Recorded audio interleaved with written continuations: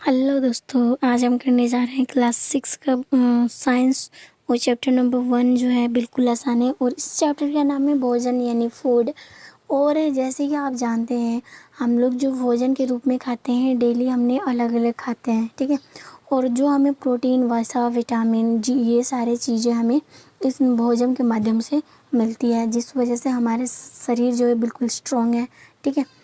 तो आज हम इसी मतलब कि इम्पोर्टेंट टॉपिक के बारे में आज हम बात करने जा रहे हैं। तो आपको वीडियो में बिना स्किप किए हुए लास्ट तक बने रहना है। बिल्कुल एकदम इजी तरीके से बताए जाएंगे, बिल्कुल आसानी से, ठीक है। तो आपको क्या करना है, एक काम करना है, आप वीडियो को सब्सक्राइब करना पड़ेगा, ताकि जब भी वीडियो अपलोड हो सबसे पहले आप तक पहुँचे। और ज़्यादा से ज़्यादा लाइक करें और शेयर करें दोस्तों को, और ज़्यादा जोड़ें, ठीक है। तो जैसे आज हम पढ़ने वाले हैं भोजन यानी फूड, ठीक है। तो आप या हम भी जानते हैं कि हम लोग जो है डेली जो भोजन खाते हैं अलग अलग तरह के होते हैं, और बिना भोजन खाए हम नहीं रह सकते हैं। इसका भी रीज़न है, सारी चीज़ इस वीडियो के माध्यम से समझेंगे, ठीक है। तो जैसे कि हम जानते हैं कि भोजन विभिन्न प्रकार के स्रोतों से प्राप्त होते हैं। बिल्कुल, हम जो खाना खाते हैं ये अलग अलग स्रोतों से मिलती है। जैसे हम चावल की बात करें तो ये अनाज से मिलती है। अगर हम मीट की या दूध की बात करें या अंडा की बात करें तो ये जंतुओं से मिलती है। तो इसी तरह अलग अलग भोजन की स्रोत जो है दो प्रकार से हमें मिलती है। एक तो हमें जंतु स्रोत, दूसरी हमें पौधे की स्रोत से मिलती है। तो अब हम जानेंगे कुछ भोज्य पदार्थ पौधों से तथा कुछ जंतुओं से प्राप्त होते हैं। पौधों से हमें क्या क्या मिलता है, जैसे कि रोटी, जो आटा हम लोग बनाते हैं ये गेहूं के मतलब कि अनाज से मिलती है, ठीक है। एंड चावल जो हम लोग खाते हैं भोजन के रूप में, ये भी हमें दाना से मतलब कि पौधे से ही मिलती है। अगर हम बात करें सब्जी में से, जो मीट जो बनती है, मीट और ये चिकन वगैरह, जो आप बिरयानी वगैरह खाते हैं, इसमें जंतु और मतलब कि आप समझ लीजिए जंतु और हमें पादप से ही मिलती है, ठीक है, भोजन की जो स्रोत है। अब यहाँ पे आया एक प्रश्न, शाकाहारी, यहाँ पे जो डार्क कलर किया है, ठीक है।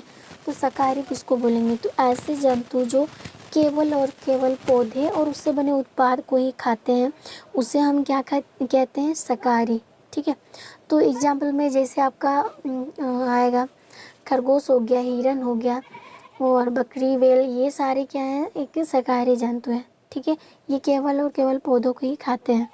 आगे हम देखेंगे यहाँ पे मांसाहारी दिया है। तो ऐसे जंतु जो केवल दूसरे जंतुओं को भोजन के रूप में खाते हैं, तो उसे हम मांसाहारी कहते हैं, ठीक है। ये तो आप जानते होंगे। आगे है वैसे जंतु।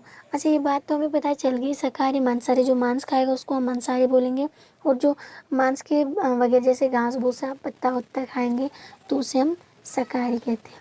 अच्छा, जो दोनों ही खाएगा, जो जंतु मतलब कि जो जंतु मतलब कि पौधे को भी खाएंगे एंड मांस को यानी दूसरे जंतुओं को भी खाएंगे, तो उसे हम क्या कहेंगे, तो वो भी यहाँ पे बताएं कि वैसे जंतु जो पौधे एवं जंतु दोनों को ही अपने भोजन के रूप में खाता है तो उन्हें सर्वाहारी कहा जाता है। तो सर्वाहारी में सबसे इम्पोर्टेंट एग्जाम्पल है गोरिल्ला। अब तो हर कोई देखते ही होंगे, ठीक है। तो ये गोरिल्ला जो है ये एक शाकाहारी मतलब कि एक सर्वाहारी जंतु है जो दोनों को ही खाता है। और मांसाहारी जंतु में बेस्ट एग्जाम्पल है जंगल के राजा, ठीक है। आप तो जानते हैं जंगल के राजा कौन है। नेक्स्ट है, और ये बात भी हमें पता है कि हर जगह, जो हर देश या फिर बोल सकते हैं हर जगह की जो खाने की तरीका है ये बिल्कुल डिफरेंट है, ठीक है। तो वही चीज़ बोला है, जैसे विभिन्न स्थानों के भोजन या खान पान में विविधता है, बिल्कुल है। हम तो एग्री करते हैं, आपको भी करना पड़ेगा। तो पर ऐसे भोजन सामान्य परिस्थितियों में ही हमें खाने को मिलता है, लेकिन ऐसे जो भोजन है ये हमें डेली नहीं मिलता है, कभी कभी मिलती है, सामान्य परिस्थितियों में मिलते हैं, हम ऐसे कह सकते हैं। तो जैसे कि पूरे भारतवर्ष में अलग अलग तरह के खाद्य पदार्थ खाए जाते हैं, बिल्कुल। जैसे दक्षिण भारत का है डोसा, इडली सांभर प्रसिद्ध है, ये दक्षिण भारत का है। वहीं हम बात करें गुजरात, तो गुजरात का है ढोलका। अगर हम झारखंड की बात करें तो ये है दुस्का, छिलका रोटी, पीठा, मड़वा रोटी, ये सारी क्या है, प्रसिद्ध है। ये तो आप जानते ही होंगे, ठीक है। तो ये जो हमें भोजन तरह तरह के मिलते हैं, या तरह तरह जगह में अलग अलग जगह में अलग अलग भोजन जो मिलते हैं तो हम लोग खाते हैं, ठीक है। खाने के बाद जो हमें ऊर्जा मिलती है, या तो प्रोटीन के रूप में मिलती है, कार्बोहाइड्रेट के रूप में मिलती है, तो इस सारे जो हमें तरह तरह के एनर्जी मिलती है, ठीक है। तो यहाँ पे क्वेश्चन आपको पूछा जा रहा है कि ये है भोजन हमारे लिए, यानी ये भोजन हमारे लिए क्यों आवश्यक है, हम क्यों खाते हैं, क्या खाना ज़रूरी है। तो बिल्कुल यहाँ पे खाना ज़रूरी है, क्योंकि अगर हम भोजन नहीं खाएंगे तो हमारे शरीर को ऊर्जा नहीं मिलेगा, और ऊर्जा नहीं मिलेगा तो हम कमज़ोर पड़ जाएंगे। ठीक है, तो भोजन शरीर को ऊर्जा प्रदान करता है। क्या हमारे शरीर को विभिन्न प्रकार के भोजन की जो आवश्यकता है, क्या इसका कुछ विशेष कारण है जो हम तरह तरह के भोजन खाते हैं, इसका क्या रीज़न हो सकता है, क्या इसका कोई कारण है। बिल्कुल है। एक बात तो हम कह सकते हैं, हमें स्वादिष्ट के कारण भी हम क्या कर सकते हैं, तरह तरह के भोजन करते हैं। सेकंड हमारा होगा कि कई अवसरों पर पकवान बनाए जाते हैं तो हम तरह तरह के खाते हैं। ठीक है, तो ये है भोजन की इस विविधता के पीछे के जो भोजन का जो मुख्य आवश्यक घटक है, तो वो है क्या, पोषक। ठीक है, जिसको हम पोषक कहते हैं। अब हम देखेंगे पोषक का मुख्य तत्व क्या क्या है। जैसे आप यहाँ पे देख रहे होंगे कि मुख्य पोषक तत्व कौन कौन है। तो यहाँ पे जो हमारे भोजन में मुख्य पोषक तत्व कार्बोहाइड्रेट, यहाँ पे आ गया ना, मुख्य पोषक तत्व कार्बोहाइड्रेट, प्रोटीन, वसा, विटामिन तथा खनिज लवण है। तो ये हमारा आपको बिल्कुल याद रखना है। ठीक है, कि मुख्य पोषक तत्व कौन कौन सा है या फिर क्या है। तो आप क्या बोलेंगे, हमारे भोजन के मुख्य पोषक तत्व जो है वो कार्बोहाइड्रेट, प्रोटीन, वसा, विटामिन, खनिज लवण, और साथ में हमें रुक्षांश और जल की भी आवश्यकता होती है। ठीक है, रुक्षांश क्या होता है, तो दोस्तों रुक्षांश जो है ये एक तरह से हम कह सकते हैं जैसे हैं। ठीक है, अगर कोई चीज़ मान लिया हम किसी अवसर पर या पार्टी पर गए हैं, बहुत ज़्यादा हम खा पी लिए, और इधर हम देख रहे हैं कि क्या हो गया कि पूरा रात मतलब कि पेट को जो है वह ठीक नहीं लग रहा है, कुछ अजीब सा लग रहा है, तो ये रुक्षांश उस चीज़ को काम करता है। जो चीज़ मतलब कि एक तरह से हजम नहीं होता हमारे पेट में, उस चीज़ को वो बाहर निकाल देता है, जिसको हम वोमिटिंग बोलते हैं। तो हमारे शरीर में ये जो चीज़ जो हजम नहीं होता उनको बाहर निकालना भी तो ज़रूरी होता है।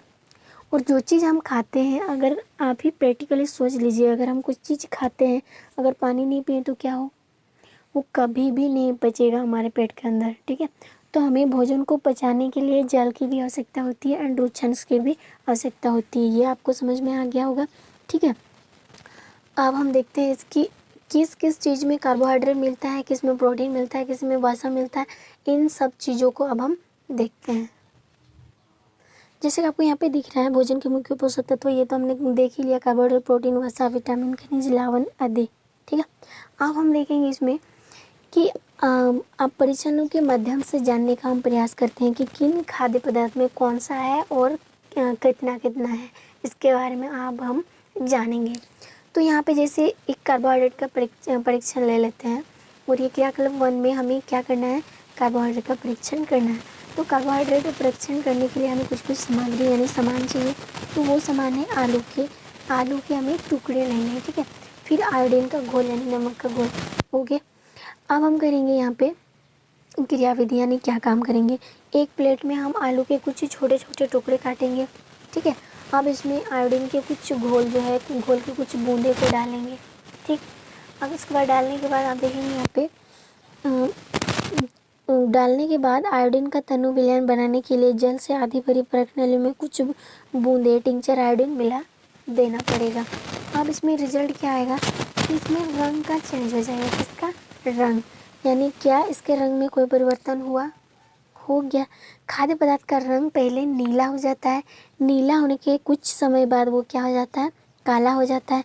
जो ये क्या दर्शाता है, यह मंड की उपस्थिति को दर्शाता है, जो स्टार्च कहलाते हैं। और जो कि ये क्या है, ये जो रंग जो दर्शाया, यही क्या है, हमारा कार्बोहाइड्रेट है। आई होप आपको समझ में आ गया होगा। अब जैसे कि घरेलू परीक्षण के बारे में हम देख लेते हैं। जैसे यहाँ पे घरेलू में हम कैसे देख सकते हैं कि क्या किसमें कार्बोहाइड्रेट है। तो आप जब भी देखे होंगे कि पके हुए चावल, यानी जब चावल को पकाया जाता है तो दोस्तों उसमें पानी मिलाया जाता है। तो चावल जब पूरी तरह से पक जाती है तो हम माड़ को अलग करते हैं चावल से। ठीक है, यानी भोजन से जब माड़ को अलग करते हैं तो आप क्या करेंगे, एक आयोडीन का घोल उस माड़ में थोड़ा सा छिड़काएंगे। तो आपको देखेंगे कि थोड़ी देर बाद उस माड़ का रंग में थोड़ी सी चेंज हो जाती है, थोड़ा सा क्या हो जाता है, काला नज़र आता है। ठीक है, हल्का सा चेंज हो जाता है। तो यही आपका क्या है, कार्बोहाइड्रेट को दर्शाता है। तो इस तरह हम क्या कर सकते हैं, आप खुद भी ट्राई कर सकते हो, प्रैक्टिकल करके आप खुद देख सकते हैं कि क्या उसमें रंग चेंज होता है कि नहीं होता है। अब हम देखेंगे प्रोटीन का परीक्षण। तो जैसे यहाँ पे प्रोटीन का परीक्षण हम कैसे करेंगे, तो क्रियाकलाप 2 है। तो प्रोटीन का परीक्षण करने के लिए हमें कुछ कुछ सामानों की ज़रूरत होती है, और वो सामान है दाल का चूर्ण। कहने का मतलब है आपको दाल लेना है कोई सा भी, ठीक है। दाल लेने के बाद आपको उसको क्या करना है, पाउडर की तरह चूर्ण बनाना है, और उसमें क्या मिलाना है, कॉपर सल्फेट यानी CuSO4 का घोल, और कॉस्टिक सोडा यानी सोडियम हाइड्रोक्साइड का घोल लेना है, यानी NaHCl, ठीक है। ये घोल लेना है प्रणाली, और ड्रॉपर लेना है, ठीक है। अब इसमें काम कैसे करें, तो काम इसमें क्या करना है, एक प्रणाली में दाल का लगभग 5 ग्राम चूर्ण डालना है, यानी जो दाल आपने चूर्ण बनाया था उसमें से लगभग आपको क्या करना है, 5 ग्राम लेना है। 5 ग्राम लेने के बाद अब इसमें कॉपर सल्फेट की 2 बूंदी डाल देना है, यानी CuSO4 का कितना बूंदे लेना है, केवल 2 बूंदे लेना है।